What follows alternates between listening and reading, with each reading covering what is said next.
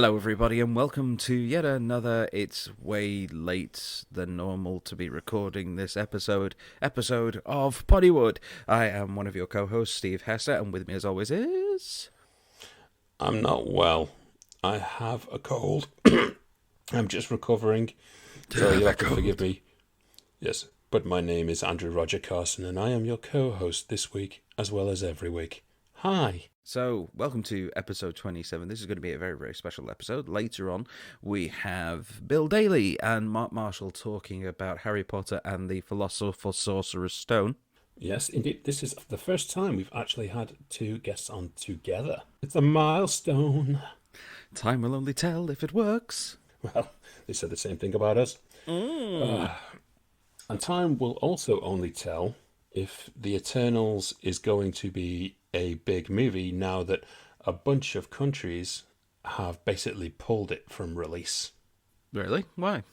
Apparently, so the early news goes, and this is news that I was only alerted to an hour ago, it's coming down to the fact that there is a same-sex relationship within that movie. Okay. Which is a sad state of affairs if that is the real genuine reason, because there's no other reason to pull a Marvel movie. Well, it all depends on how pronounced it was, because they've tried to force this kind of stuff into movies before. Because they were saying that what's his name, the guy who's Gaston's lackey in the Beauty and the Beast live action movie, he was supposed to be gay. I haven't seen it because the live action stuff just doesn't interest me. But then there was they've squeezed a gay subplot into the last Star Wars film, and it was just two women kissing right at the very end. Nothing Of else. course, Loki is bisexual, but I guess that's okay because he obviously sleeps with women as well. But obviously, if it's a same-sex gay relationship, then that's a no-go in certain parts of the world. And Yes, you know what? It's time you people just grow up. pretty Grow up and much. get with the times, It's a, okay? it's the 21st century. You know, there are more things to worry about than who you decide that you want to fall in love with. There really is. There's so much more going on that needs your time and attention that if the biggest thing that you can think of to worry about is two men getting together or two women getting together or someone who wants to become a man becoming a woman getting together, just stop worrying about that shit. Yeah, what serious effect does it have on your day-to-day life? Nothing. Honestly, nothing. No. It doesn't do. It makes no freaking difference to your life whatsoever. Live your life the way you want to live it, and for God's sake, just release Eternals. All right, it's Chloe. It's Chloe's movie. You know, she's a. And I had this conversation with someone the other day because they were like, "Oh well, you know, this doesn't seem to be getting as good a reviews." And it's like, I think that was this me. is Chloe Zhao. Was that you? Yeah, it was me because I was saying that I wasn't really having any interest in this new wave of Marvel movies because it's all kind of Oh properties that I yes. hadn't really heard of or had no idea behind. And your uneducated filth. Yes. I'm going to see Eternals this Saturday on release, and I'm really looking forward to it. Even though that some reporters who were actually there to, you know, watch the film as a advanced screening for critics, couldn't help but tell us what the post-credit bloody scene was. Mm, Hell, yes. If you're the you should kind be of fired. person that reviews films and you give away spoilers without saying spoiler alert, then yeah, you should not only be fired, but you should also have your entrails pulled out and then dragged over a hot coal. Yeah. Imagine coming out of like The Empire Strikes Back and just saying, "Hey, it's Luke's dad." That's the equivalent of what it is now. Back then, you couldn't imagine that happening and being allowed to live. And I guess it's kind of the same now. I think these are the people that should be having cancel culture all over them. Mm-hmm. Yes. Yes, Yeah. it should. Redirect those energies to people who just will refuse to see a movie because it has gay content in it, and people who post spoilers just to be a dick. Well, if we're talking about spoilers, then I'm going to flag up a spoiler warning right now because we have to get on and talk about what's in the box from last week, Colours. So, yes, I will be going into spoiler territory with this movie, so you have been warned. Bum bum bum. Let's talk colours. Yes, Colours. This is the 1988 movie directed by Dennis Hopper and starring my girlfriend's favourite person in the world ever. She doesn't like Sean Penn at all. At all. But yes, it stars Sean Penn as Danny McGavin and Robert Duvall as Bob Hodges, two LAPD officers that are both on the Crash unit, which is the anti-gang unit in mid-80s LA. And the story follows them as they go around having to deal with these various gangs, the Bloods and the Crips and the Latinos and all the rest of them. And yeah, I to be honest, coming from the directorial hands of, I wanted to say Dennis Potter then, but Dennis Hopper. Getting ahead of yourself. Yes, Dennis Potter, that's something else entirely. I was expecting something a bit more crazy, but it's actually pretty grounded for the 80s, and now it's actually kind of quaint the way that it's filmed, and particularly the way that the music is, and it just looks like an 80s movie through and through. Oh, it's a great soundtrack on it. I'm sorry, that is an awesome 80s soundtrack, if ever I heard one. It's a very 80s soundtrack, if ever I've heard one. Yeah, good old Herbie Hancock. ICT and Scoopy Dog, as Father Ted used to say.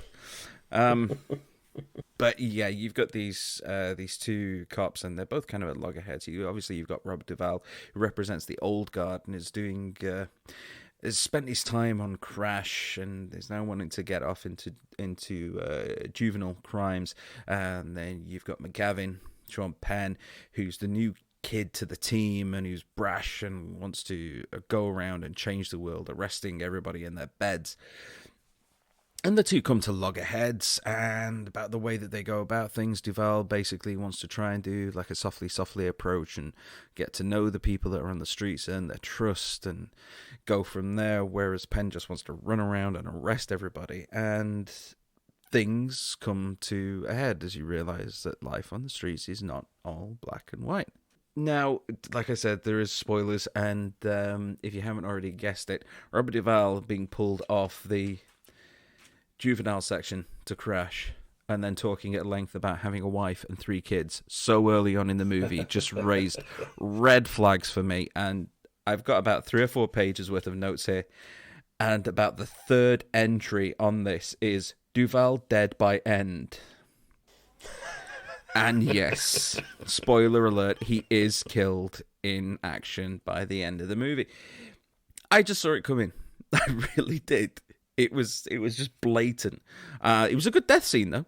I will give it that. I thought it was a pretty good death scene. I thought Duvall's performance, I thought both of their performances throughout the whole thing was very, very well done. I didn't think that the two of them had enough scenes together as actual characters to warrant a lot of the moments that they had. They have a few scenes where they're at loggerheads with each other. And it might just be me, but it didn't seem like it was actually warranted. It just seemed to just suddenly happen out of nowhere. But one of them comes down to his relationship with Maria Conchita Alonso, who you might remember from The Running Man. Indeed. Yes, I can't remember her character in that, but yes, she's in The Running Man as well. Amber, that's it. Yeah. Then in loads of other stuff as well. But her and McGavin have a relationship, and then it later turns out that she's either related to or is part of the gang of this guy called Fish. But let's just have a quick talk about some of the side characters before we get into the actual socio-political details about the movie. You've got some surprising cameos in there. Right from the opening, you've got one of the Wayans in there, Damon Wayans. Yep. Popping up really early on. One of the 5,000 Wayan brothers that they seem to be. Yeah, they got one Wayans in there. Yeah. And in a really early role for him, Don Cheadle. Yes. Old War Machine himself. Yes. Did you spot the Tony Todd cameo? Oh, I was just about to get onto that. Yes, yeah. I did spot the Tony Todd cameo in the middle of a little town hall, so to speak, where the police are just asking the community for help. That's bullshit. He's that classic character in any... I was in Vietnam. Movie. He's like, yeah, you were. You were in Platoon. Yes, we can't tell by the green army jacket that you are wearing in this scene. Yeah, the camouflage jacket. Just to hammer that home. Oh yeah. I think one of the better ones is the character of Frog, Mm-hmm. who runs the is it the Chicanos, I guess, or whatever they're Yeah. called. Yeah, and I Yeah. do want to bring up a special mention about that in a minute, but go on. The actor's name is Trinidad Silva, Mm-hmm. who sadly died shortly after the movie was released, Yeah. while he was actually filming UHF. Which is one of our favourites, yeah. Yes, because he played Raoul in Raoul's Wild Kingdom, who liked to throw the animals out of the window. But yeah, and it's a brilliant role. But sadly, he was killed by a drunk driver. Yeah. Yeah, it was very tragic. He was a great in this movie as well. Yeah, I think they were supposed to be having more scenes with Raoul in UHF, but obviously because he was sadly killed, it never occurred. But I do want to bring up his gang, because I've never seen such a multi-ethnic gang of anything in my entire life. It's basically a Latino gang with African American members and a ginger. Agent Johnson and Malachi. Agent Johnson from Die Hard and Malachi from Children in the Corn. It's very weird. I mean, it ran into the realms of bizarre when you realise that they'd let a ginger into that was group. it. That was it. You can imagine like this disparate group of people all coming together, but there's this guy in there who looks like the most Irish person you have ever met in your life. Pale skin and bright red hair. He looks like Ron Weasley. Yeah. Yeah, looks like Seamus with iron deficiency syndrome. Yeah, he does. Yeah, he does. Okay, well, I got a few little things on this movie because I watched it as well. Scoot. Right, and the thing is, as you probably remember, I mean, Dennis Hopper. Well, I mean, you think of Dennis Hopper, you think Easy Rider, you think his Manic Turn in Blue Velvet, or on the other side, the blockbuster side, you know him as, you know, the main bad guy from Speed, or probably the best thing about Waterworld. It's true. Which is true. But this was the infamous time in the 80s when Sean Penn was arrested because he hit an extra on this movie. Mm-hmm. He ended up spending 33 days in jail because the extra was taking pictures of him without permission.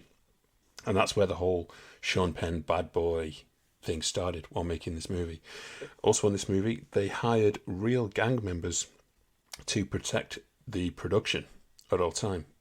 And some of them were actually extras in the movie, and two of them were actually shot during the production as well. It makes you think, what the hell are they doing when they're not trying to shoot you, they're trying to shoot your security. Yes. But I do love the fact that when you kind of meet that multi-ethnic group, and a little bit of geography here, that is the infamous Belmont Tunnel, also known as the Toluca Substation, and it is in LA, one of the designated historical monuments. As you may have remembered it from Predator 2 at the end. What it was, exactly, yes. It was the former Pacific Electric Railway line that went between the subway terminal building in downtown LA all the way to Westlake. And it is still classed as a historic monument today. But I've been told, don't go there. No. Don't go down there. Well, speaking of which, if you're going to be talking about monuments and landmarks, there's at least 4 places that were in the movie Falling Down. Yes, very true. Which had Robert Duvall as a police officer in that movie. Sorry for the squeaky chair. It's my turn tonight. Let me see. Because usually it's you. Usually I'm editing out your squeaky chair. I know. I'm totally zen in my chair. I daren't move. See, I'm not used to being in the chair. I'm used to being sat upstairs on a nice comfy bed. Yeah, there's things that the movie does very well. There's things that it doesn't do very well. The revelation that Maria Conchita Alonso's character is part of the gang just feels a little bit heavy-fisted. The relationship between the two characters doesn't feel like it gels as well as it could do at times, and the ending was just telegraphed way too early. But you know, there's some pretty solid performances in there. It does its job well. It is quite a gripping film, and it deals with some themes which which are still being worked on today.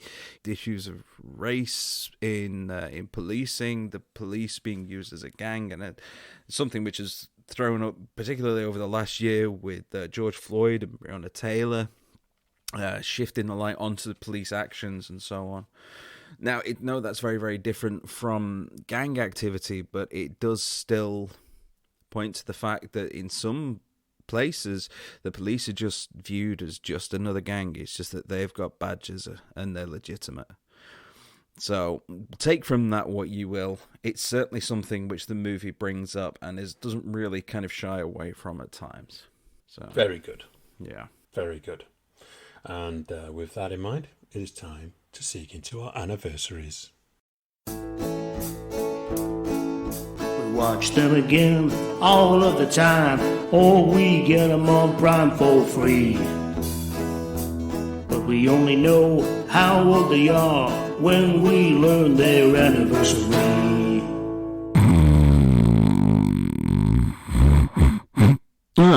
What? Yeah. Is it over? Yeah. That was ridiculously loud. Yeah, did you fall asleep on your mic? Yeah. Done for comedic effect.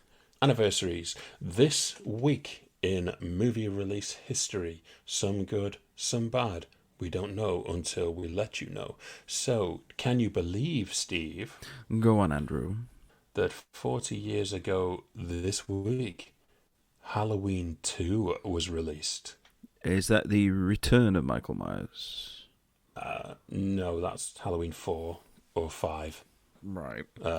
Halloween 2 was basically just Halloween 2. But it was directed by a man called Rick Rosenthal.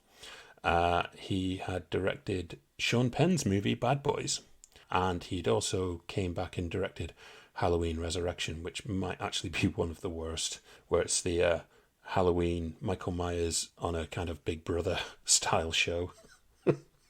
It's as bad as you think. I've got to be honest. I've completely lost track with what Halloween movie is what, because I've never been massively into the franchise, and it seems like they reboot it every other movie. So in one, Laurie's a mum, another one she's not, one she's tough, another one she isn't, another one she's not even in it. One of them has to do with like killer hats. I don't know. To be honest, it doesn't matter anymore because they've all kind of been eliminated from history, with the new Halloween movies latching on to the very first original. So it doesn't matter anymore. But how long's it going to be before they decide that they're going to reboot this reboot? I don't know. But in this one, Michael Myers was played by a different guy. It was Nick Castle in the original. But in this, it was played by a guy called Dick Warlock, which is funny because that's my name on Tinder. Ooh. But apparently what happened, Dick Warlock, he passed a room and the mask was sitting on a table. So we decided, here's a good idea. I'm going to put it on. I'm going to walk into Rick Rosenthal's office and just stand there, being still, staring at him. And he did this. Rosenthal's looking at him and he's repeatedly saying, just take that mask off, blah, blah, blah. And Dick Warlock didn't budge. He didn't react at all and stared him out for ages. So he ended up getting the job. So that is a great way to win a job. Nice. I know. See, it's always the small things. Didn't need to go out there and be excessive. Little side note. What was the name of the guy? Because you did mention the guy, and then I forgot his name. Who played Michael in the first one? What was his name? Nick Castle. He is actually part of John Carpenter's band. Yeah, very true. The Coupe de Villes. And he played on Big Trouble in Little China. That's very true. Yeah. And funnily enough, there's a whole section about that. On Netflix, there's a show called The Movies That Made Us, which is directed by Brian Volkweis. Hi, Brian. I know you listen. Hi. And hi. And they did the episode on the first Halloween, and it does actually talk about that. So I would recommend that you watch that show. It is quite amazing. It looks very different. The mask looks very different in this one. But the thing is, it was actually the exact same mask that was used in the first movie. And the story goes that Nick Castle, who was the first Michael, he kept it in his back pocket during the shoots on the first movie. All the time. So naturally it became a bit creased. And then Deborah Hill, the producer, she took it home and it stayed under her bed for several years. And because Deborah was a major chronic smoker, the mask had ended up turning yellow. So that's the way it looks in the film, and that is the reason why. So, and the thing is, with all that original stuff, Dick Warlock apparently ended up keeping all of that get-up, including the original mask. Dick Warlock, or Dick Warlock's family, still have the original Halloween stuff to this day. Ooh, very nice. I wonder if they actually went out in it on Halloween. I don't know. I've always been more of a Friday the 13th fan.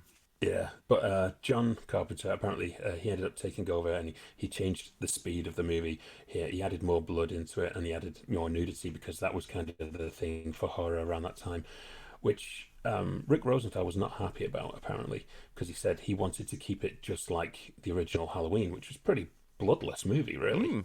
And it all worked on, tension, and this one was just over the top. The main problem with this movie is it's not Halloween during the movie. It's November 1st. It's set the day after the original movie. So it's just not very good. The same problem is with the Friday the 13th movies, because I think the second one doesn't take place on Friday the 13th, or it's like the third one takes place the day after. No, that's it. The third one takes place the day after the second one. And that one doesn't take place on Friday the 13th, and like the first 3 or 4 literally take place over the space of about 4 days. So it was Friday the 13th when it all started, and then I think it was again, and then after that it's just like whatever random date they decided to pull out their arse. Yeah. I don't know. Yeah. Well, the only thing that is worth watching in Halloween 2 is the amazing Donald Pleasance. And he is totally owning this role by Halloween 2. He's the best thing in it, even though Jamie Lee Curtis is back in it as well. But no, Donald Pleasance is the reason to watch this movie. Yes, and sadly he died during the making of The Curse of Michael Myers. Oh, yes. Yeah, I think he was pretty much sewed into that Dr. Loomis character. Yeah, pretty much. But can you believe, Steve? I don't know, Andrew. 20 years ago this week, okay, The Others was released. Oh, I quite like this movie. Oh, you've actually seen it? I have actually seen one for once, yes. I caught it on TV, and it was quite a nice little surprise for it all. Yeah, well, directed by Alejandro Amenabar. I've probably got that name wrong. Well, Spanish director, and he did some brilliant films around this time. A really good film called Thesis, and 2 brilliant films. One called Open Your Eyes with Penelope Cruz, which, to be honest, anything with Penelope Cruz in just hits the high note for me. Mm-hmm. I'm so in love with this woman. And he did a movie with Javier Bardem called The Sea Inside, which is also brilliant. And what's noticeable about this movie, Nicole Kidman's one of the best things in this movie. She is absolutely amazing in it. But apparently she tried to convince the studio and the producers to actually cast someone else. She'd just come off doing Moulin Rouge, and she didn't want to do a really dark movie, which she saw this as. And apparently she even quit during the rehearsals because she was having nightmares whilst doing it. But obviously they roped her back in, and we're glad that they did. And it has just any time that you can have Eric Sykes show up in a big screen movie. Oh, yes. Yeah, I think this was one of his last roles. No, I would say that this was one of his last roles, but I think he didn't die until like about 2011 or something like that. Oh, yeah, he was going forever, Eric Sykes. And apparently Nicole Kidman really pressed for Eric Sykes to be hired because she and Tom Cruise, she was still with Tom at this time, and apparently both of them really loved his theatre work. Mm-hmm. That they'd gone and see, so they really pushed for Eric Sykes, and it was so great to see him in it. This has a little bit of history. This has some kudos to its name, this movie. Go on. Apart from the fact that it's bloody scary. But this was the first film to win Best Film at the Goyas, the Spanish Film Awards, that didn't have a single Spanish word spoken in it. Oh, now that is a good fact. And not only that, this is one of the highest grossing horror movies of all time that took in 200 million. And it is currently the highest grossing Spanish film in worldwide box office history. Yeah, you would have thought Christopher Eccleston would have put a bit more effort into it, wouldn't you? I'm an asshole.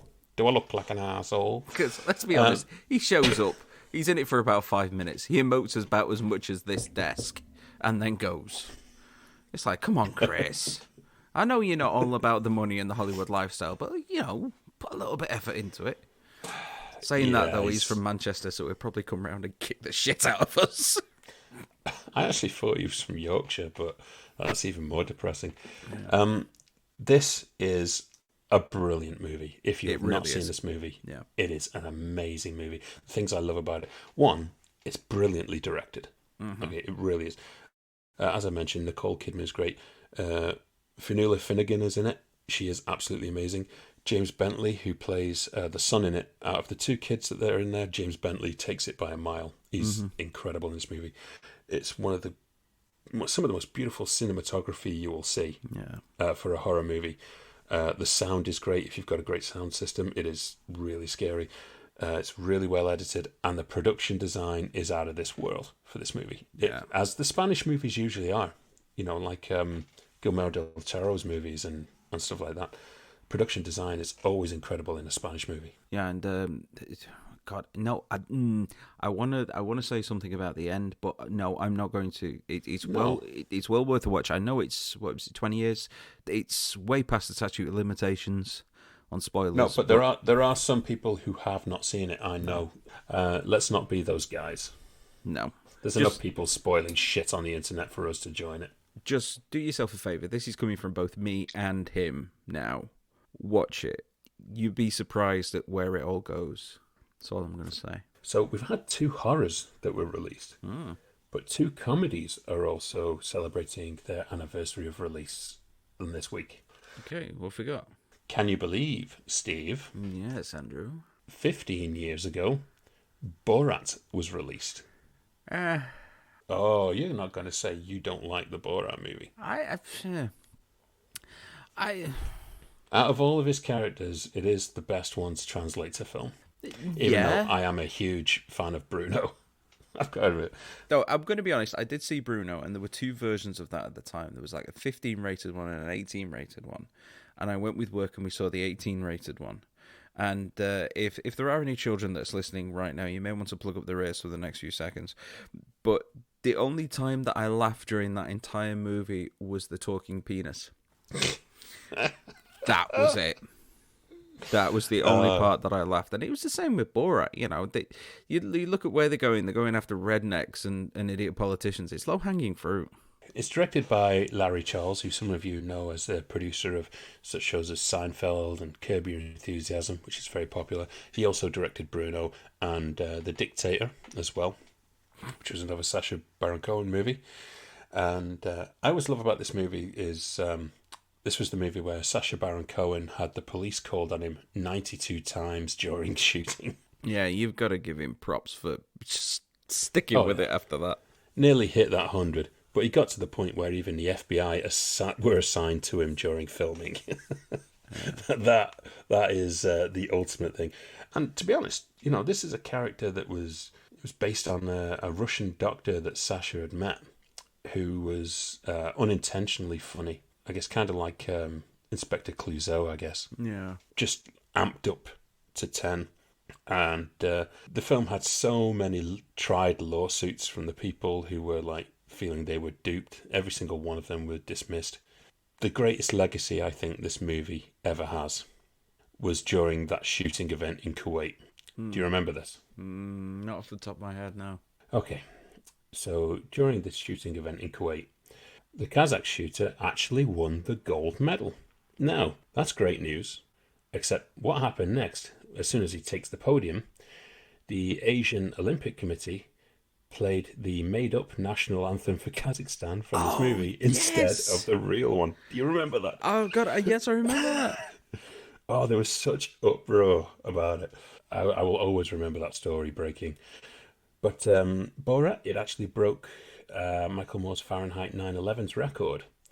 So it holds the record for the biggest box office opening weekend ever for a movie that has played on less than 1,000 screens at the time. Wow. Which is pretty damn impressive. Yeah. So yeah, I mean, I love Sacha Baron Cohen in this movie.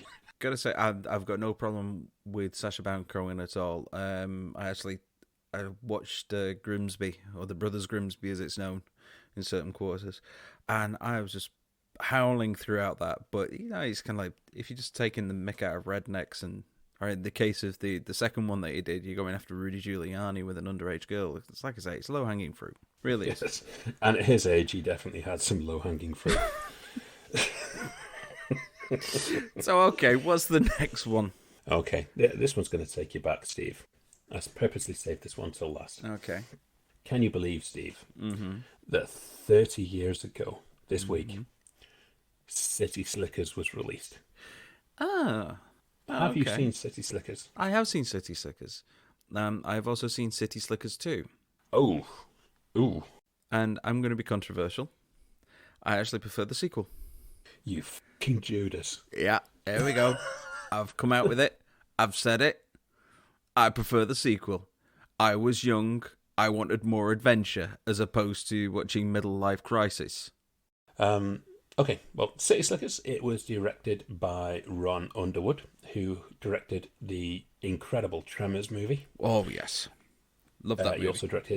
He also directed Mighty Joe Young and a little-known Robert Downey Jr. movie called Heart and Souls that also had Charles Grodin in, which is actually pretty fun. But in doing a bit of research on this movie, Rick Moranis was actually cast in this movie, and I think he was supposed to be the role that Daniel Stern was playing. I can see that. But it was around the time that Rick Moranis' wife was unfortunately diagnosed with cancer. Yeah. So he dropped out to obviously care for his family, like any responsible guy would. Yeah. This movie also gave us Jake Gyllenhaal in his first ever movie role playing Billy Crystal's Billy Crystal's son, yeah. Yeah, I remember that. Yes. No, I didn't know that about Rick Moranis. It does make sense. I really do wish, though, that he'd come back out of the woodwork now, because his kids must be getting older. We do miss him as a performer. I've got lots of fond memories of seeing him in stuff like Ghostbusters and stuff like that. So, come back out, man. My heart would just sing if he even did one small walk-on in that Ghostbusters Afterlife. Oh, yeah. It's due out next week. It would make every person on this planet smile, I think. Without question, yeah. But this movie, it gave Jack Palance his Oscar. Yes. As Curly. He'd been hunting for one of them for a long time, hadn't he? Yeah.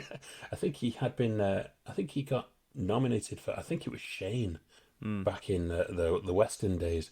But, in this was the one that finally bagged him the gold. Originally, they approached Clint Eastwood to do that role, but apparently Clint wanted too much money. They also went to Charles Bronson, who apparently wanted to kill someone. Yes, probably the people who asked him. And amazingly enough, Robin Williams was actually approached to be the main star before Billy Crystal, I believe, but he was actually tied up with Hook at the time. Which I don't think it had been the same movie at all. Billy Crystal just really owns this movie. Him and Jack Palance are the standouts from this movie. It's just one of those movies you can watch anytime, at any point in your life. It is the greatest, warmest comedy. The joke's still funny to this day. But the one thing that really made it interesting for me, looking at City Slickers again today, was what its foreign titles are. Oh, here we go. These are usually brilliant. Everything from, what was it, Glass Jungle for Die Hard, and The Eighth Passenger Death for Alien, and what was the French one? Oops, Where's the Pilot, or something like that. Come on, hit me with it. Okay. I chose 3 specifically that were the highlights of the best. France lovingly called this movie Life, Love and Cows. Okay, that's not bad. It fits with the themes. Okay, yeah. All right, next. And Italy must have liked that title, because Italy went with I Ran Away from the City, Life, Love and Cows. So Life, Love and Cows was the subtitle. Yes. But make way. Here comes Greece. All right, what is the originators of the removing themselves from Europe trend got to offer us? Well, Greece pretty much love to ask questions with their movie titles. So the title of City Slickers in Greece is actually, So What Did You Do in the Far West, Dad? Huh. Yeah, that's not as funny. And it's not even as No. if... No. So I want to start a little Poddywood competition for all of our listeners out there. Mm-hmm. And we want to come up with the most ridiculous title for a well-known movie. And not one that already exists, but we want you to actually come up with one that is so ridiculous that you'd actually make us want to see this movie again. Okay, you're going to get extra points if you're a native speaker of this country and then can translate it to us. Because I'm sure, like, the original French name for life-loving cows, what would... I don't know. That would be La vida et l'amour de le buffalo or something like that. I don't know. Be something like that. So we want you. Yes. You would get extra Dude, points. where's my car? Dude, where's my car in Sweden? Oops, where's my Volvo? My Volvo was right here. Where is my Volvo? Jeez. Oh dear. I love foreign translation. I think probably Japan or China is going to have the best. I think so. But yeah, this can't be an existing name for a movie. No. So you have to come up with one that sounds so incredibly childish, like a child would actually call this movie something. So we want to hear what it is. All right. I guess it's time to get on to our guests. Yes. And what a magical time we're all about to have. Wizards, witches, and those Scottish girls who go to conventions as slutty Hermione Granger, they can all rejoice, because 20 years ago we were introduced to the very first installment of arguably Warner Brothers' biggest franchise, that is, of course, being Harry Potter. Based on the best-selling book by J.K. Rowling, Harry Potter and the Philosopher's Stone became a big hit in 2001, released on the same day as David Atkin's movie Novocaine, which is why you probably have never heard of Novocaine. Prior to this, we'd never heard of Daniel Radcliffe, Emma Watson, or Rupert Grint. And Hogwarts, that was simply a term used for the ramifications of a stag night hookup I had in Salford.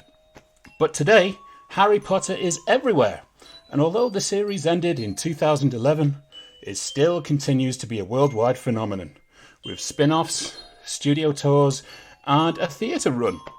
So we wanted to jump on the Hogwarts Express where it all started and discover how that first movie 20 years ago came to be. Now, naturally, to do that, we need someone who was actually there. Or in this case, two people who were actually there. And who better than former Warner Brothers senior VP and Draco Malfoy after 40 years in LA traffic, Bill Daly, and the post-production supervisor and nowadays Oakla Hagrid, Mark Marshall, both of them returning together to cover this very special part of our cinematic upbringing. Bill Daly joining us from LA, Mark Marshall over in Oklahoma. Good morning, guys. How are you? Good morning. Good morning and good afternoon.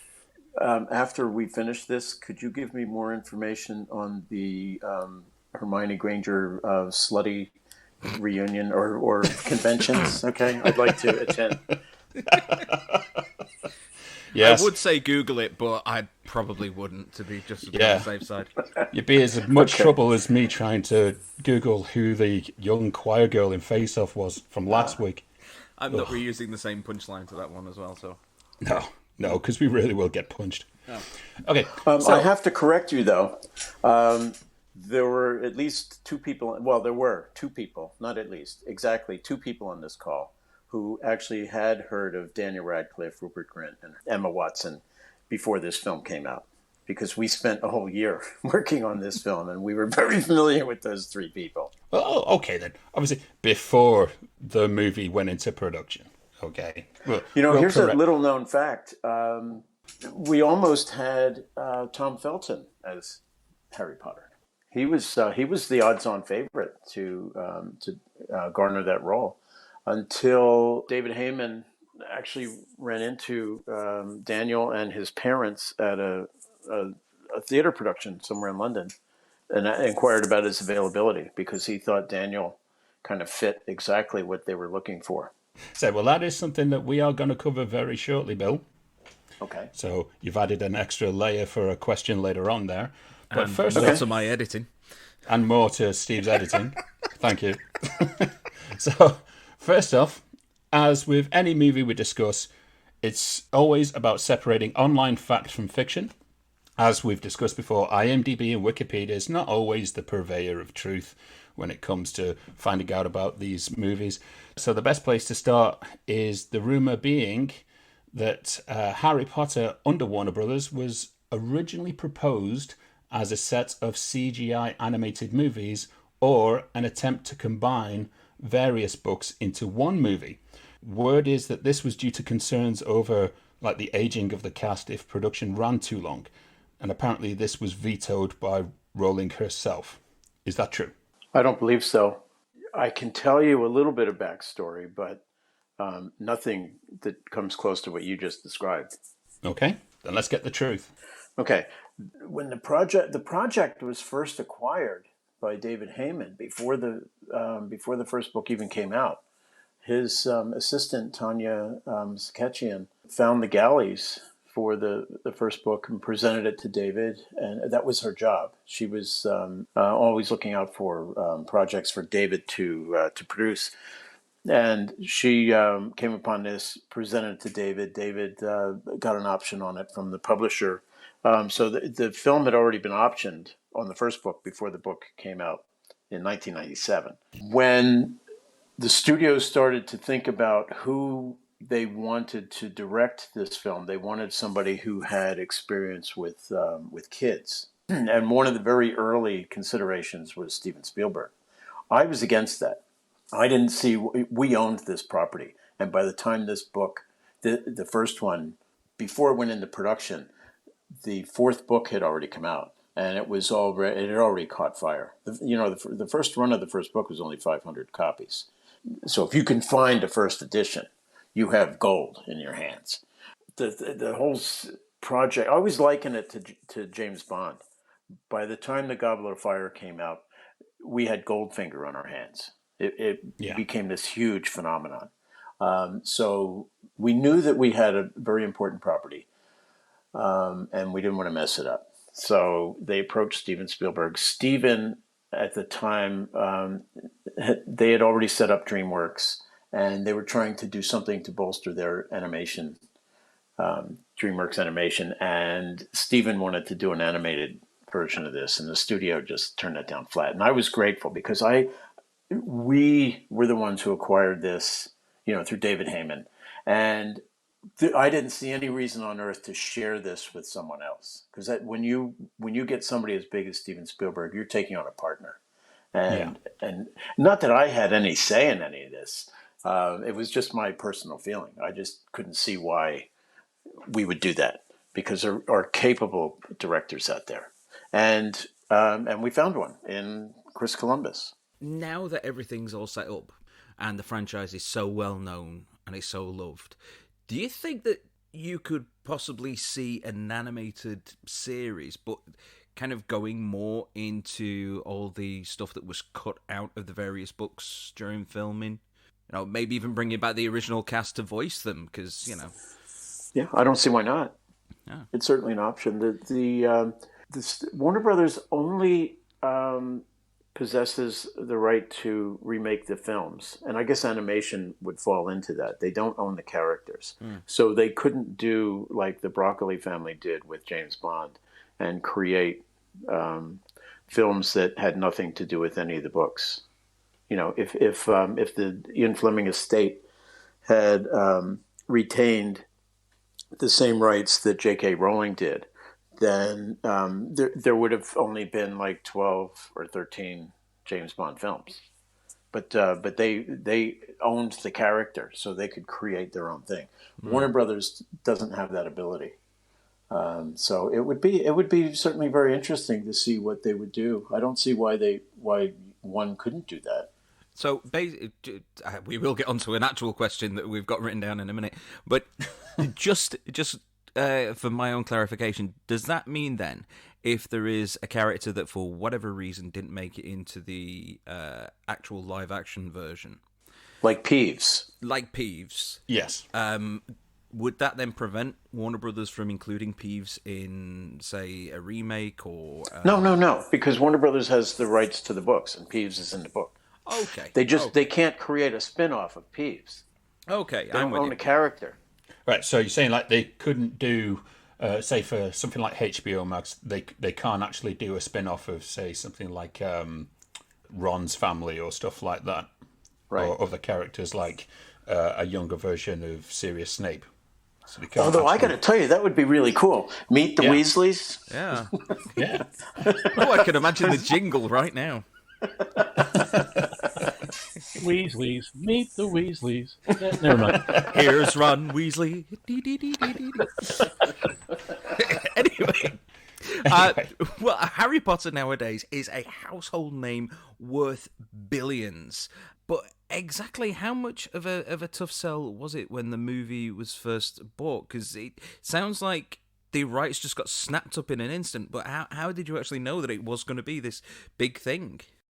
Well, David Heyman had a relationship with Warner Brothers already, and we had a creative exec, Lionel Wigram, who was very close friends with him. So David alerted Lionel to the project.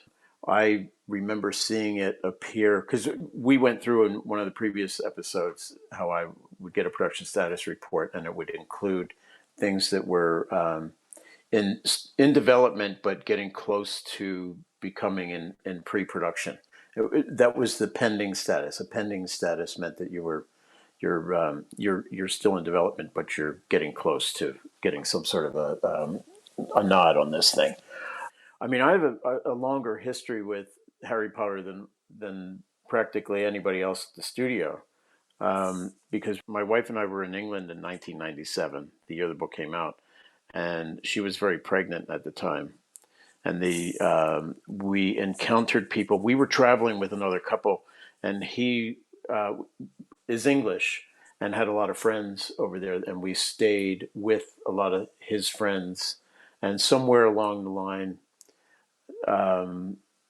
was, oh, you're pregnant. Have you created a nursery yet? Do you have baby books and stuff like that? And somebody had suggested Harry Potter, and I remember asking, well, what is Harry Potter?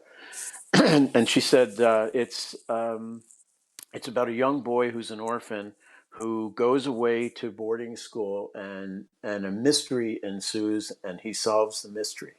Okay, that doesn't even come close, as we know, to describing what it was. And I'm thinking Hardy Boys, like a dumb American. I'm thinking like Hardy Boys things. So I bought the book while I was over there. Sadly, I don't have a first edition, but I bought the book. I started to read it, and I couldn't get past page 25, honestly, because I'm reading about Vernon Dursley getting into his car, and he's on his way to work, and there's a cat smiling at him, and suddenly the cat disappears, and I'm going, what? I mean, what is this? So I put it down. My wife Patty picked it up, and she quite liked it.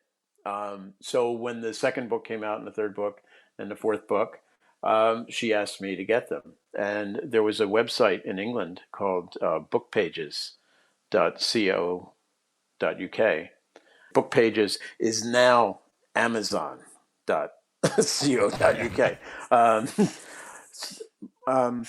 But I used to get, if I was going to get a book that came from England, I actually wanted an English copy. I never wanted to get one that was being filtered through an American editor. I don't need to be told that trainers are sneakers in the U.S. and that jumpers are sweaters and sweatshirts in the U.S. I don't need to be told that. I can read English.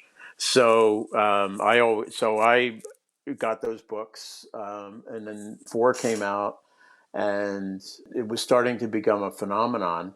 So as the film started to approach getting a green light, and it got a green light, and we were about to start production. And Bill Young, who was the head of physical production, worldwide theatrical production, he said, "We're not sending scripts out.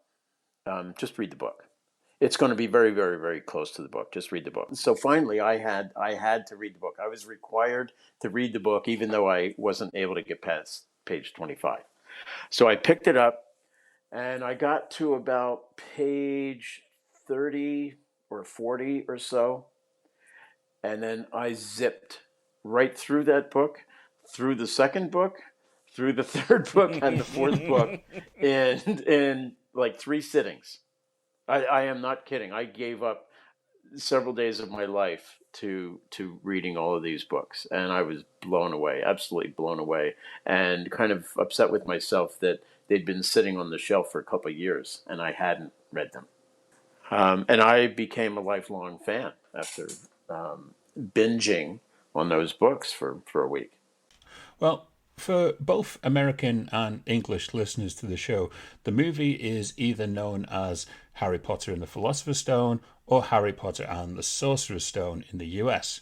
What was the reasoning behind the US name change? And I understand that it resulted in filming multiple takes of scenes in both versions. Well, I can take this question. Because it actually resulted in a kind of an embarrassing moment for me. I knew the project as Harry Potter and the Philosopher's Stone because I had the English book. And I found out in the middle of production that the US books said Sorcerer's Stone. Okay, I didn't even know that. I hadn't even seen an American book. I had my English ones. We were watching dailies in Screening Room 2 at Warner Brothers. And there was a scene where the kids come running into Professor McGonagall and saying, "We need to see Professor Dumbledore. It's important. It's about the Sorcerer's Stone." Okay? They go to the Sorcerer's Stone. And I practically jumped out of my chair and said, "That's wrong. That's wrong." Okay? And my boss at the time, when I was in post-production, Mark Solomon was my boss within the department, but there was another layer of bureaucracy there. Amy Harrington, she specialized in visual effects, but she was my boss too. I reported through her to Mark. And Amy was sitting there, and she was a huge fan of the things too. And she goes, no, you're wrong. And I argued, and then and our offices were next door to each other in our building. And she pulled the book off the shelf in her office and showed me. And I was so embarrassed. I didn't even know. Absolutely didn't know. So we had to cover that scene, and I think that was in reel 3 or 4. We had to cover that scene with both. I mean, we completely shot. We didn't just dub over the word. We completely reshot the scenes with both Sorcerer's Stone and Philosopher's Stone. So reel 1, because of the main title, had to be covered twice, and then there was that interior scene. And then towards the end, there's a reference to the Philosopher's Stone. I think when Dumbledore is in the hospital with Harry, I believe that's where it was. So we had to do that too. We ended up with a double inventory, so it wasn't just covering that line and the main and end titles. We had to make additional reels for the DTS discs that went out because we did quad tracks. And I don't want to get into describing what they were, but we had to do that. And Mark was very, very involved in all of that stuff. And the way the studio did it was, if you lived in a territory where the book was Sorcerer's Stone, that's the version of the movie you got. And if you lived in a territory where it was Philosopher's Stone, that's what you got. Now that kind of messed up North America because Canada got the book as Philosopher's Stone, and the U.S. got Sorcerer's Stone. So domestic distribution in the U.S. includes Mexico and Canada. So we had a double inventory just within our own distribution apparatus domestically. I could just imagine him now. Hey, what's all this Sorcerer's Stone about, eh? Yeah. I do actually really like Canada. We're going to get letters, aren't we, for that? Well, how do Canadians spell Canada? CAANAAA.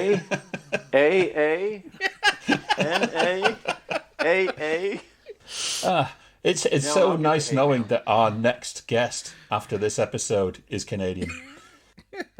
I'm not even going to attempt the Mexican accent either, because my ex-girlfriend will come over and she'll kill me. So yeah, that is actually quite interesting though, because I assumed for the longest time, as probably a lot of British people did, that it was you guys, it was the filmmakers who was responsible for the change in the name. I didn't realize it was the actual rename of the book. Yeah, it was Scholastic Publishing in the U.S. They thought that even though the Philosopher's Stone is an actual thing in literature, they thought that Sorcerer's Stone would just play better for American kids. Yeah. Well, with it being the first movie in the franchise, was Rowling extremely protective of her property during the initial meetings? Yes. The thing was, the studio was very cautious because we had it sort of was a double-edged sword. We had this great property, and there was great anticipation for this first film, and we had every opportunity to mess it up. And one of the things we did not want to do was have the author come out, as Anne Rice did, come out and say, "Oh, this film is terrible. It's not what I intended. It wasn't this and that, and everything else." So we didn't run absolutely everything past her. She wasn't approving wardrobe and stuff like that.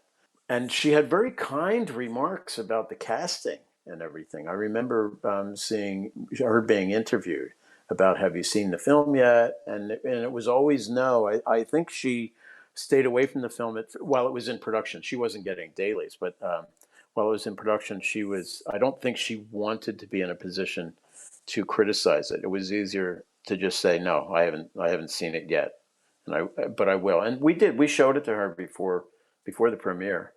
But she was very generous with her praise for the three kids. She thought casting Alan Rickman was inspired. She thought that was wonderful casting. She really liked Robbie Coltrane. She said that's who she had in mind when first thinking about the movie and the possibility of casting and stuff like that. So she was very, very generous with her praise about it. She later became a producer on the last adaptation of the last book that became two films. She later became producer on those, and I think she's a credited producer on Fantastic Beasts and all that stuff. So there's a lot more collaboration with her later in the process. Well, speaking of Robbie Coltrane, and I'm doing a lot of this, I'm going way off the list, but there was a British comedy series called Blackadder that ran kind of like the mid to late 80s, and they had a Christmas special, which was like with every Christmas special, more or less, it was Christmas Carol, but from the other way around, where a good person's seen all these bad ancestors, and then he becomes bad at the end of it. But Robbie Coltrane is in that as like the ghost of Christmas present, and he's all made up in this great big robe with this great big bushy beard and this great big hair, and he could pretty much be Hagrid right there. I guess so, yeah. I'm familiar with Blackadder's Christmas Carol. Oh, there we go. So you know exactly, what he looks like. Miranda Richardson was like the greatest Queen Elizabeth ever in that. Yes. Yeah, and of course she came back on to be Rita Skeeter later on, didn't she? Yes. Yeah. Okay. Well, as mentioned before, finding the right director is obviously one of the biggest challenges for such a beloved property. And obviously we've already mentioned Steven Spielberg here, but apparently other directors such as Ivan Reitman, Rob Reiner, M. Night Shyamalan, and Terry Gilliam, who was actually J.K. Rowling's preferred choice, apparently. How many directors do you remember were approached? Because apparently Terry Gilliam was kind of upset about the snub of not being in the final running of it. I don't think none of those names came up, as far as I know. They had Really? I wasn't in every discussion. I was a senior vice president, but I wasn't even a senior VP at the time of this first film, but I was not consulted on stuff like that. I never heard that Terry Gilliam was approached or not approached. I never heard his name come up. I never heard M. Night Shyamalan's name came up. I never heard that. I did hear Spielberg. I heard the whole Spielberg thing. It wouldn't surprise me that Ivan Reitman given his visual effects background too, with Ghostbusters and the like. But Ivan, I know, was busy with other projects actually for our studio at the time. So it doesn't surprise me, but I didn't hear that name before. And I do remember Chris Columbus came up early in the conversation, as did Alfonso, because Alfonso had done. There's the phone going.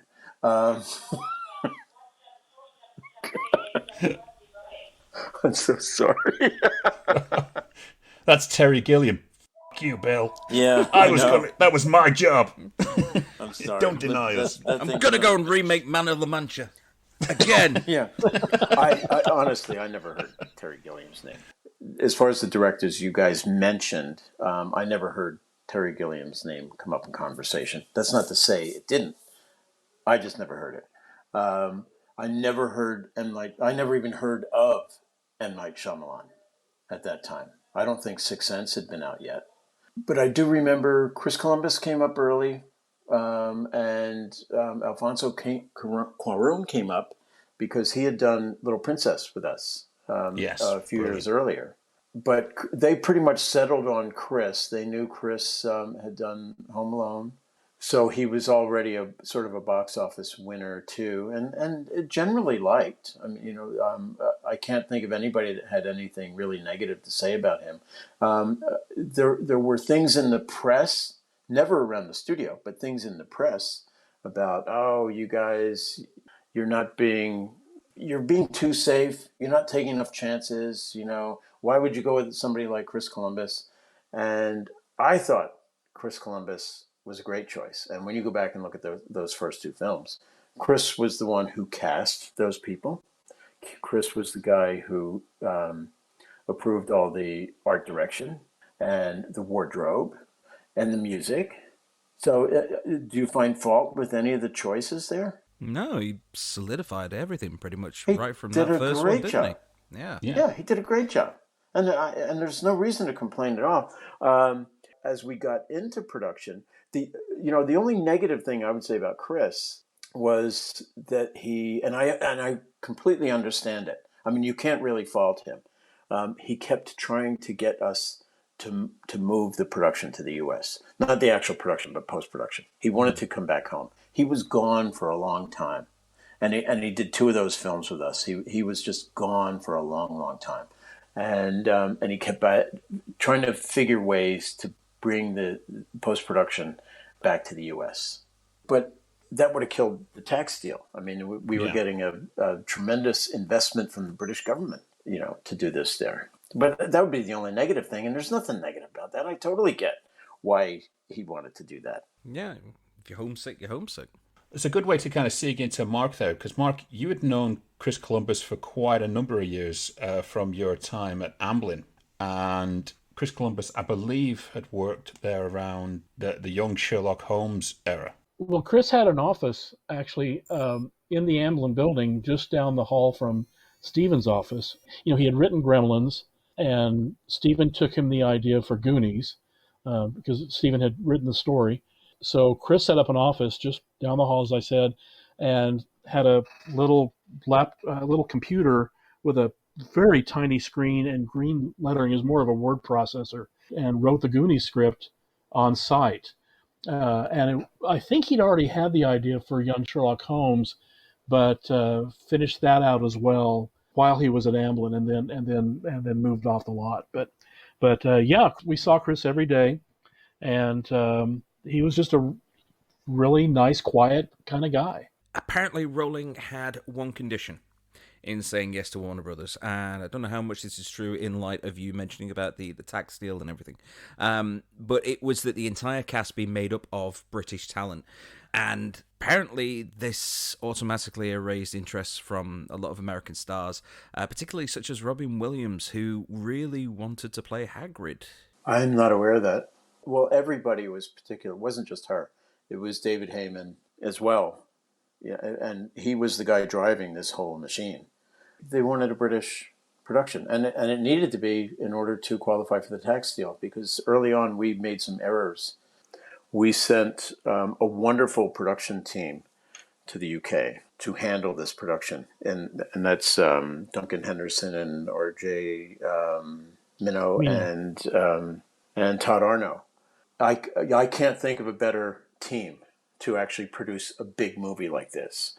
But immediately they were bad spend as far as the tax deal goes, and I think in retrospect they might have sent that team to a different movie like Troy or something like that maybe. And then and when the second film came around, I think Duncan was still on the books as a co-producer or something like that. But they brought David Barron, a British-based line producer, to do that. And then David stayed through 2. He didn't do 3, but he came back for 4 and did all the rest of the films. And David Barron is flat out one of the best producers I've ever worked with anywhere. And I've been in this business a very, very long time. And you can't find a better producer than David Barron. We got lucky to have him. Well, Michael Goldenberg apparently wrote a draft of the script, but it was rejected in favour of Steve Klove's script by the producer David Heyman. Do you remember any of what the major selling point on Klove's version compared to Goldenberg's? I know Michael Goldenberg did the script for number 5, but I wasn't aware that he did the first one. And I'm sorry, I don't have my production status reports from this period from 2001. I'm sure they're in my garage somewhere. I just don't have digital copies like I do. I think I have digital copies of all of them from 2004 onward. But I don't have that reference material to go to. I'm not aware of that. I know Steve Kloves met with J.K. Rowling, and they got along instantly. They worked very, very well together. Instantly. I don't know why Steve didn't do 5. He might have been there. He might have been doing something else, or might have had some burnout. He came back and did the others. I'm not aware that there were competing writers for these scripts. It's possible. I'm just not aware of it. Have you heard anything, Mark? No, not a thing. Internet rumors once again, then? Could be. It's possible. That's what we're here to do. We're here to squash those rumors and get to the actual truth nuggets that are behind them. Well, okay then.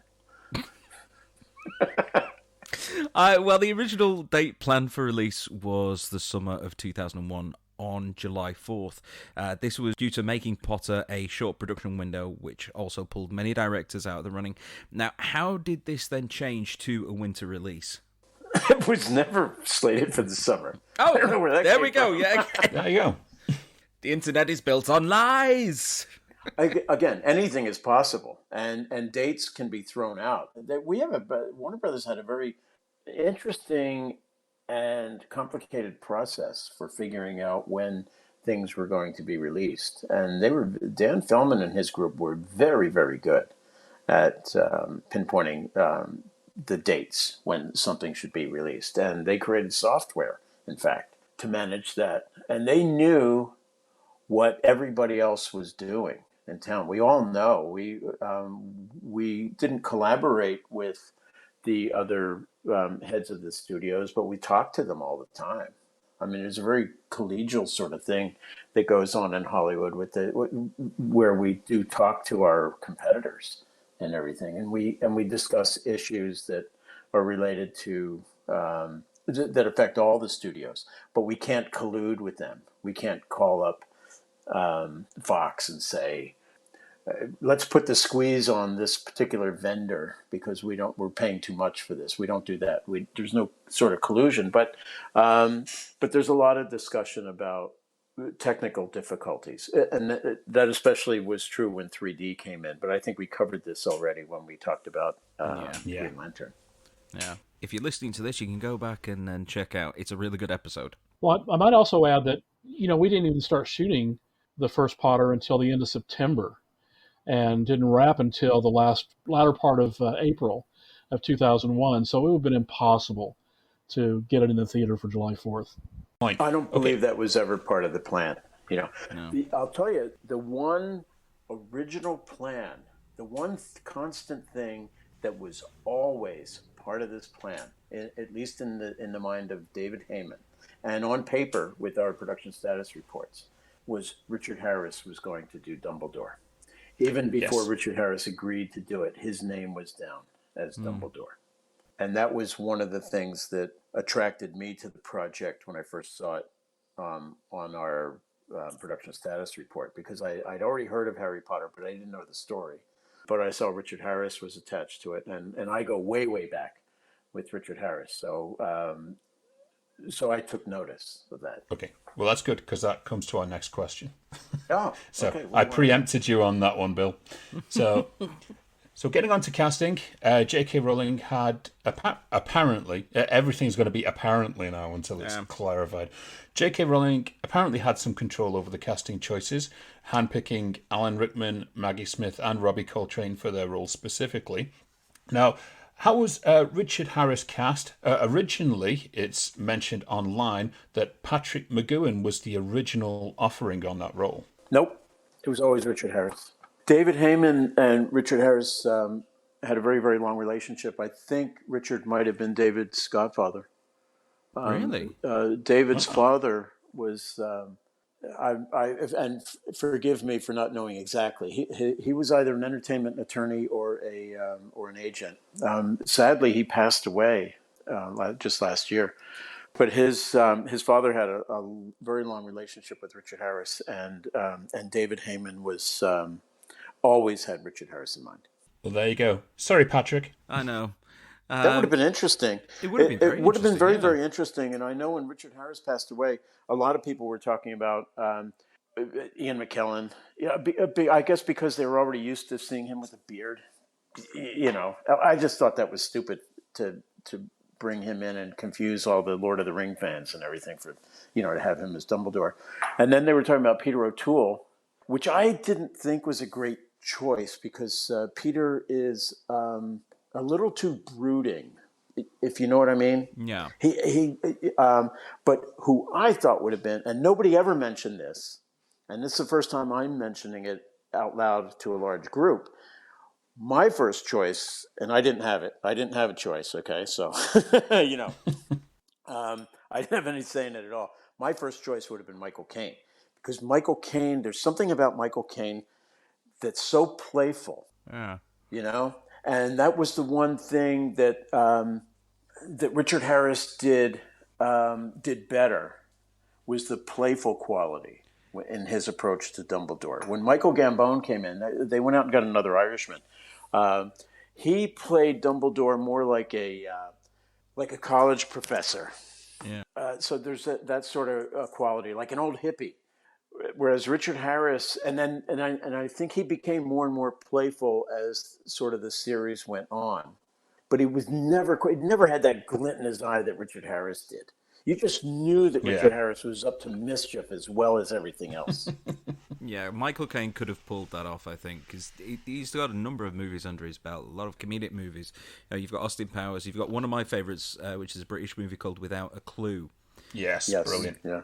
Where, with Ben Kingsley. Yeah, with Ben Kingsley, where it turns out that Watson was the genius behind Sherlock Holmes, and the actual person who was Sherlock Holmes is a woman mad crazy idiot.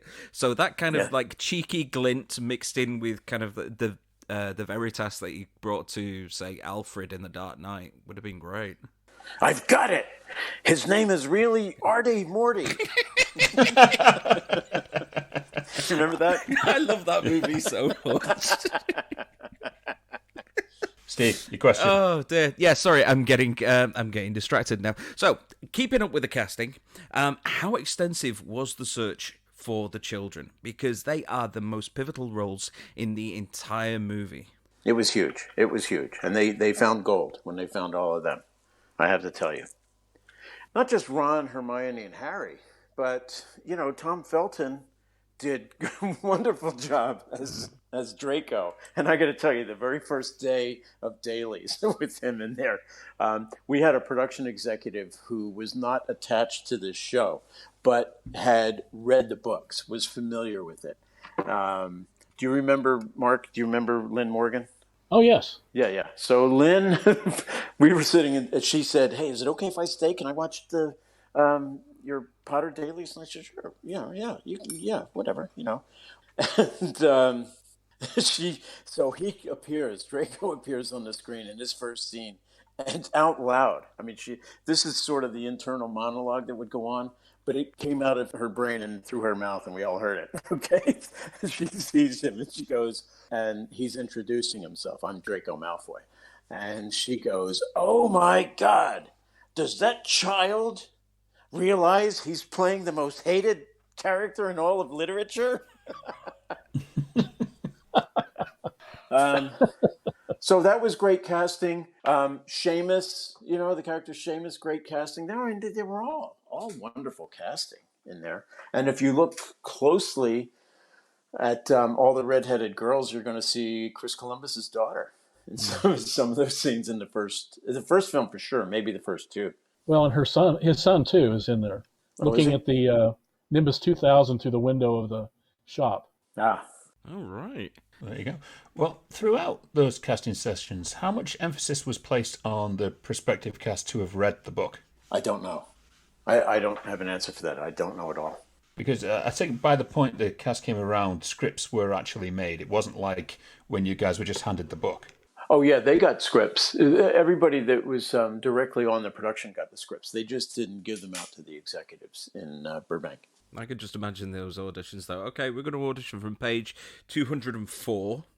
If you flip through, that's chapter 85. Yeah. I can't imagine that very many of those kids showed up without having read the books, certainly without their parents having read the books. And by the time we did this, as I said, the fourth book was out. Well, Alan Rickman, God rest his soul, was apparently told about Snape's relationship with Lily Potter by J.K. Rowling while this movie was being made to help guide his performance through the series. Now, to the best of your knowledge, were there any other secrets from later stories that were divulged in the same way during production? I don't think any other character had the arc that Snape had. As I look back on it, Professor Snape had the biggest arc of any character, don't you think? Yeah, I think probably one of the closest ones would actually be Draco.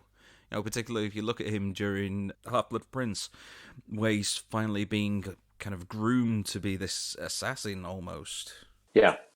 Well, filming was set to be done in England, in all locations except one, an intended location of Canterbury Cathedral. Now, to your knowledge, how did the change from Canterbury Cathedral come to change to Gloucester Cathedral, and what was the fallout from that? I don't remember any fallout. They actually did a lot of filming all over England. Alnwick Castle was the exterior for Hogwarts, and that looks very, very different in the first two films than it does in the third, because Alfonso took the company up to Scotland. So if you look closely at the locations in the first two films, you'll see that the main entrance to Hogwarts, it's sort of on a low grade sort of slope coming out, out to Hagrid's hut.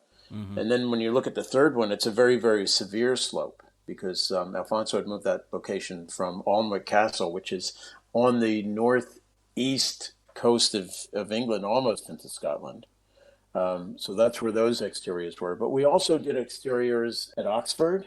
And I know that there was some sort of cathedral somewhere. I don't know specifically Canterbury had been earmarked for it. I know Canterbury has the older part of that cathedral is very Romanesque, as opposed to the newer structures that were built around it. I have been there, but I don't know. I don't know specifically an answer to that question because I'm not aware of any real controversy with any of the locations. Well, apparently, from what is written here, Canterbury Cathedral refused filming because the story had pagan elements. But Gloucester Cathedral said yes, but apparently they got picketed by a bunch of groups kind of for the same reasons. I'm not aware of that, Mark. Mark, you were in England. Did you hear about any of that? Not at all, but considering that England's kind of a pagan country, I'm surprised. Yes. We don't have virgins for a reason.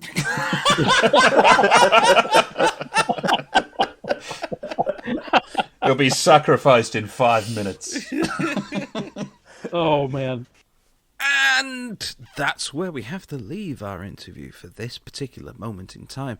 Now, I'm sure that you're all eager to learn what other secrets Bill and Mark have for us. But that's going to have to wait until next week, because right now, we need to nominate 5. Now's the time to... What's in the box? Or do we? No, we don't. Because the thing is, we didn't actually intend for Harry Potter and the Philosopher's Stone to be a 2-parter. But for reasons beyond our control, it ended up being one. Mm-hmm. So our nominate 5 that was, how should we say, hijacked from us, is actually going to be on the end of next week's show. Yeah, Bill. Yeah, I call that industrial takeover. See, here's the thing. We never actually managed to get a nominate 5 to go the way that we want it to. Bill is by far and away the worst person for that. He nominates 7, then 3, and then hijacks it here. Okay, right, fair enough. We see your game plan. He's staying on brand. I think he genuinely believes it's not supposed to go well every week. But we do love you, Bill. And next week, you and Mike will have your opportunity to do a very special nominate 5. I would say have your opportunity. You didn't even wait for an opportunity. You just took it, which is what we like about you. Yes. But so we decided not to do a nominate 5 this week, and instead we're just going to jump straight into what's in the box. If you're upset about this, then please write a note to your local MP. Yes, or just go online and whine about it and try and cancel us. Yeah, like as if we care. Whatever. Anyway, what's in the box, Steve? What's in the box is a part of the show where Andy tries to improve my music. I keep doing that. Musical. I went to do musical education. You're not improving my musical education. You're improving my movie education. What's in the box? Shut it. Sound like Arnie. Got to watch a movie. I need to improve my musical education. Oh, God. I'll do that again. I really called on that bloody Arnie impression, didn't I? Yes, you did. I'm not well. Yeah, sorry. This is staying in the show. I shouldn't even be here today. Anyway, I'm going to do that again. Go on. What's in the box is the part of the show where Andy tries to improve my movie education and get me away from video games and all the other crap that I usually watch, such as City Slickers Part 2, The Legend of Curly's Gold. And to do that, he's going to put his hand into a box full of movies that are all certified fresh on Rotten Tomatoes. Now, if he pulls out the name of a movie and I have seen it, then he keeps pulling out names of movies until he comes across one which I haven't seen, and then I have to go away and watch it the day before we record our next episode. So, Sir Andrew of Coughing, what do you have for us today? You've got the talented Mr. Ripley. Well, you're lucky right off the box, and that shrinks down the length of the show even further, because I have not seen the talented Mr. Ripley. Very good. That's like 2.5 hour movie. You're going to enjoy that. Oh, it's Anthony Minghella, actually, and he rarely disappointed. No, I don't mind Anthony Minghella. It's a good movie based on the Tom Ripley books. That was also followed by Ripley's Game and the other one that no one can remember. But the actor tended to change in every single movie, but this was the one everyone remembers. This is the gold winner. I was going to say, because he was in Ripley's Game, because it was someone completely different than Matt Damon, wasn't it? Yes, it went straight from Matt Damon to John Malkovich. Really? Yes. Wow, there's a bit of a really. That is quite a jump there. But they could have gone with someone like Jared Leto or someone like that. You could probably get away with it. No, we're going full on Malk. Yeah. Get out the Malkin powder.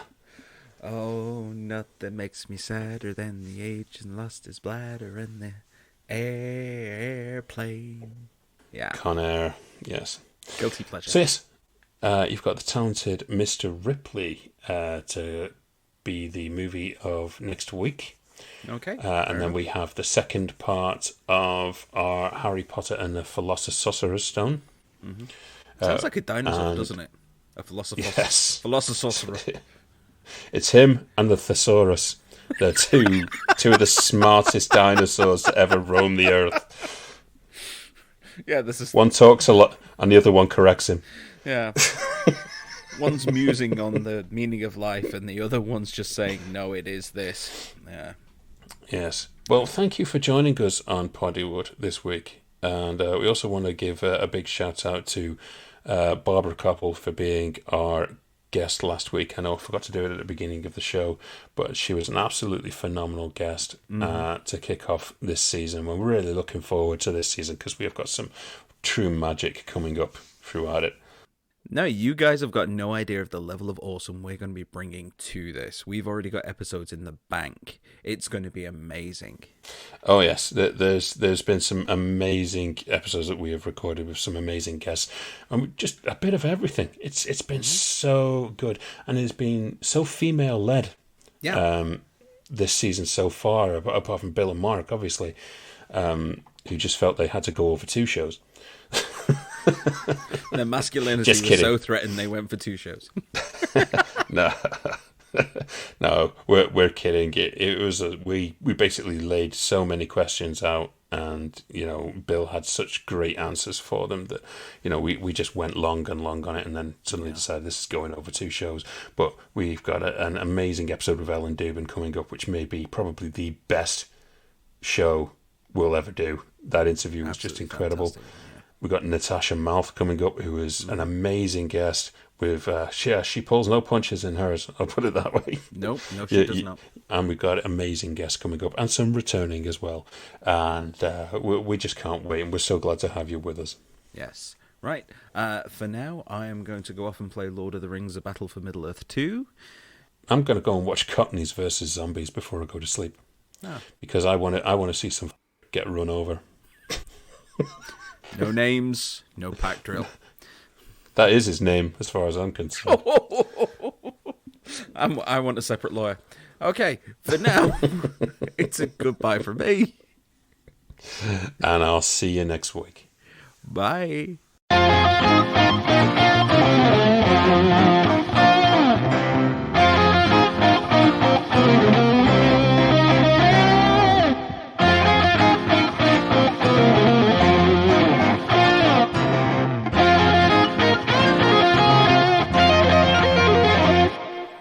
I bet that truly burns.